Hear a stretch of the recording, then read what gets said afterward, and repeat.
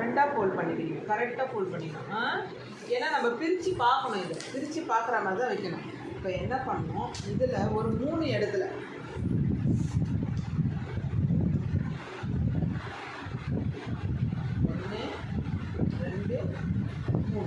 அவ்வளோ